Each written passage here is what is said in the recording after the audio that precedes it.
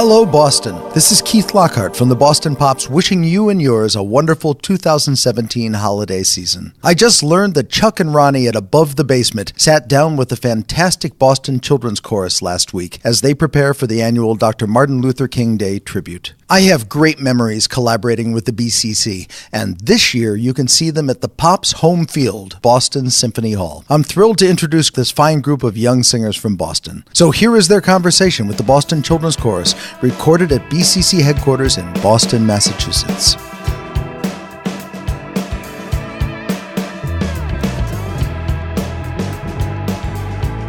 I'm Lena Harris. Noah Southard. Iran Zelikson. Tiara Smith. Matthew Walensky. All right, thank you. Chuck, what are all their names, first and last, I don't know. please? I can barely remember my name. So when did you guys get here? Just a little bit ago? You coming right from school? Yeah. Okay, so you're all in high school. Yeah. Okay. Have you been doing this for a while? Yeah. This is my 11th year in BCC. Really? So Yeah. you're an old timer. Yes. How about the rest of you? Wow, did you start when you were like 1? I started when I was 6, so I'm 17 now. Wow, Yeah. that's so cool. How Okay. about the rest of you? Who's the least amount of time here? Probably me. Yeah? How long have you been here? 5 years? Yeah. Still, that's a good long time. It's a lifetime. It's your what? This is my 5th year. It's your 5th year? It's my 4th year. 4th year? Oh, so here we go. An 8th year? 8th. Okay, so you're the Yeah. youngin'. But, so what keeps you coming back? Oh, man. Anybody? So many reasons. Yeah. If you could pick one thing, like what brings you back each week or a couple times a week? Or It's the music, it's the community. We get to have conversations and explore things that we don't get to do like at school or really anywhere else. Yeah. And it's really changed me as a person since I've been here. And I just can't really imagine my life without BCC at this point. wow, I'm getting a lot. There's a lot of heads nodding right now. Yeah. Basically, when we come, it's like to sing, but it's also to group with friends we haven't seen during the week while we're at school. So you guys have your own lives, but most of you go to different schools, and then when you come here, it's like your BCC friends. Yeah. Okay. How do you get here? Your parents drive you here? You take a bus? You Nope. take the subway? How do you get here? Well, Noah and I take a bus at 2:45 from the center of our town to Alewife. Public transport? Yes, public transport, which is fairly long, and then we take the T from Alewife to Broadway, which is right about here. It's a long day. Yeah. Yeah, I feel like I've gotten so used to the commute that this is going to sound weird, but I look forward to taking the bus and the T to it's just such a routine. It's like an important part of the week to get on the bus and will you guys come here. When you guys come here, you talk about some interesting things that you said, Iran, that you don't normally talk about maybe at school or at home. We're going to get to hear you guys sing, which we can't wait to do. You got a big concert coming up. I know you had a holiday one, right, recently? And then you got the MLK concert coming, right? When we only have a few minutes, it's hard to ask about Dr. Martin Luther King. What is it about him and his message? I mean, there's a lot to talk about. Are there things you've learned so far about him and his legacy? I mean, in addition to his legacy, I feel like being around so much diversity, it really changes my perspective on everything. And if I didn't have the people, the different backgrounds that everyone has here going into the concert, I think the concert would look completely different. And I think my life would also look completely different. Huh. It makes sense. What about you? One of the real draws is getting to know people that we never would have interacted with otherwise. What about MLK himself? Do you guys think about, when you're singing, do you think about the songs and the lyrics and things I think you're doing a song that he really loved. What was that song again? Take My Hand, Precious Lord. It was something he requested be played moments before he was assassinated. Right. And the lyrics in that context are sort of prophetic. But with every song, it connects to our mission of social justice and awareness. And we all connect very deeply, whether or not we're talking specifically about MLK or not. It's about him, and it's about the styles of music, like doing spirituals and really understanding the weight that those things hold is another thing that's very unique to BCC versus most other choirs. It's not just about spirituals, right? You guys also do Pride in the Name of Love. You do contemporary stuff that also has meaning. So I think what's really powerful about BCC is that we are physically living out MLK's dream. We come from all different places all around Boston and the greater Boston area. We are so many different backgrounds and we come together and we sing, in the name of diversity, in the name of equality. And to answer what you said before, every year we pick something that is happening in the present. I mean, the Syrian refugee crisis was really pertinent, so we decided to sing a song about the crisis and called "Oh Canada," and about how Canada was this place that this father was trying to take his family to escape turmoil in Syria. And that song, although it's not about MLK and his struggle particularly, it still embodies what he envisioned. And so we do sing a lot of things that are relevant to today. Couldn't have said that more eloquently. People use the terminology social justice. You just define social justice in a much more sort of palatable way and in just a beautiful way. And kudos to you guys. I mean, I think that you're really living it. Like you said the physical manifestation of that. And it's the vibe you get between each other that you share, at least is what exudes from you guys. Do you feel that you're growing as musicians as well and singers? When we sing, we do a lot of harmonizing and a lot of pieces that you have to have them packed down. You have to know the lyrics, you have to know what you're singing. But also when we sing, Mr. TK always asks us to think of the song, and when we sing it, make it our own. We need to put our soul into the song. So when we sing it, it's not like we're just singing a random song, but we're singing about something more powerful. So you make it your own in a sense? Yeah. What do you mean by that? How do you make it your own? Well, for me, I take something personal out of my life and put it into the song. Something that can relate to the song that really helps me push my needs into the song as I sing. Anybody else feel that way? Or? On one hand, you have to learn the music, right? But once you get the music down, the shell of a song, there's a whole nother level. You could master a song musically, but then there's another level which you have to, I feel like we find a way to break through, and it just by really just listening to each other, understanding each other. Sometimes we'll have rehearsals and some people will share their personal experiences, and just having that empathy for someone else and being able to put yourself in someone else's shoes allows you to maybe understand the context or meaning of a piece, a way which you had not thought about it before. And then when you can really focus that energy, you can drive that energy into your music, then it really kind of breaks that wall. And that's when we can move each other, but we can also move others. Similar to what you said, there are kind of two steps to really getting the meaning out to a piece. There's the first musical, you need to know what the piece is like, you need to know all your notes and the rhythm, and that I got stuck on for years and years until last year when I first came into Young Men's Ensemble, and everything just clicked. And then I was actually able to move with the music, actually know what the music was about. And for some reason that took so long for me to understand. Now realizing the infinite depth to all the music that we do, especially MLK, really goes into much further depth as soon as you kind of break that barrier. At the beginning of the year, we sang at a gala for Theresen Music Foundation. Okay. Theresienstadt is a concentration camp in Germany during the Holocaust, and the Music Foundation is pretty much a whole bunch of musicians that composed music while they were in the camp. That was another leap towards getting to know music more, because I have a great relative who went through Theresen. It was kind of one of the first things that kind of related to me, because I sang about MLK and I really got into that, but then this kind of upped that level and was this is kind of about my culture and my heritage, and I felt like I needed to portray it as much as possible.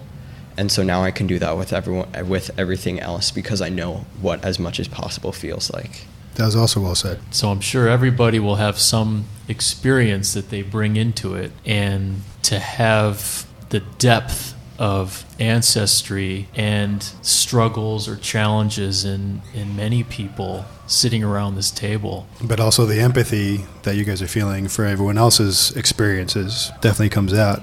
I give you guys a lot of credit. Maybe people don't say it, but it takes a lot of bravery to get out there and sing in front of a lot of people and do all that and put yourself out there and wear your heart on your sleeve. I mean, especially if you're a younger kid, you can grow up in it, but sometimes when you're coming in as an older kid, it can be, you got to break down those barriers. It's not easy to do. Most adults can't do it. So y'all going to continue with music after this, after you get out of here?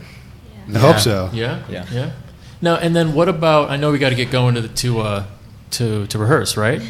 You're not getting out of rehearsal, right? You guys Now, need it. school, academics, do you find that there's been any change in the way that your grades, or is it, or is there any impact or connection there? Yes, and I want to go back to Matt's point a bit, because a few years ago we went to Prague and visited the concentration camp Theresienstadt. We met survivors from the camp. We sang all sorts of music about it, inspired by it. That remains one of the most transformative couple weeks of my life. And that was the summer of 8th grade. And then going into freshman year of school, we read the book Night by Elie Wiesel. Sure. And I think it's very difficult for teachers in a public school to teach material about the Holocaust in a way that really cultivates empathy. And I actually noticed a lot of apathy from my peers, because they had no way of connecting to it. And after the tour experience, I was so incredibly connected to it in a way that, like, actually going there, you can't find that in any other way. And then to put the weight of that, like when we visited, there was a very small space, and we were told that the SS would cram dozens of people into this small room, dozens of prisoners, and we, a group of us, decided, let's see what that feels like, and started filling in as many of us as possible. And it was so awful and claustrophobic in like a minute that we couldn't stand it any longer. So yeah, to put that in the context of all of the sorrow and the death and the looming presence of the Holocaust, and then to give a concert about it, and some of those concerts are still among the best that we've given, and it's because of that emotional connection. Wow, thank you for that. Yeah, and I also want to add, when we did our Theresian concert a month and a half ago or so, I was in a place in school where I didn't really have any motivation to do much work. I just wasn't in a good place at school. And what Theresian did for me was kind of say, we're reading the music of these dead Jews that could have been successful, but their lives were ended. And that really got me to say, like, I need to live up to what they couldn't do so I can make them proud. As you go into rehearsal, what are some of the more light moments or the fun songs that you guys can think about, and how that makes you feel? So we recently had our concert at the Isabella Stewart Gardner Museum, and it featured a lot of songs that have been our favorites over the past few years since it's our 15th anniversary. And one of the songs that I particularly love to sing is Leonardo Dreams of His Flying Machine. So it's a song that I just remember Dr. TK handed it to us last year, and he said, honestly, I don't know if we're going to be able to do this. We can try, but we might not ever get to perform this because, it has probably, like 16 parts, probably more than that. It's really challenging, and he said, you guys are a children's chorus, so we'll see how this goes. And I just remember it was so satisfying when we worked for months on it, and we kind of put it away, and then a month later he pulled it out and he said, let's see how this goes, and we sang it. And I just remember it was so satisfying because we pulled it off and we sounded excellent, and that was just a proud moment because not all children's choirs can do that.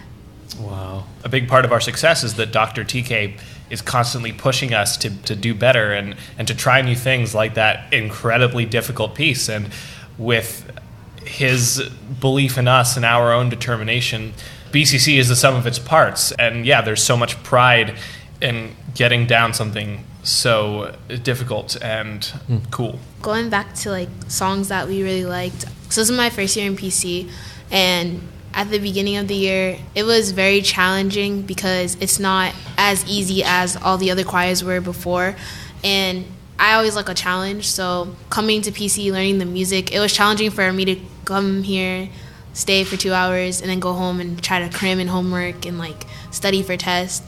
So it was like really hard at the time. I know I really want to sing, so if I want to do this, I have to push myself harder and harder to make it all work out. One song that we sung for our Christmas show was Glow. I don't know why, but like any song that has like harmony or like really high levels of voice, it really brings out the song.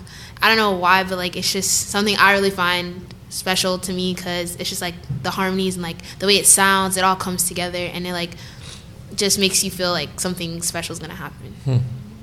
You guys got to get to work. Thank you very much for sitting with us. We really appreciate your stories, and keep up the good work. Yeah, you guys are rock. Thank you so much. Yeah, so have much. great Yeah. holidays, you guys. We're going to see you at MLK, so awesome. see you all Thank gussied you. up, and we're looking forward to it.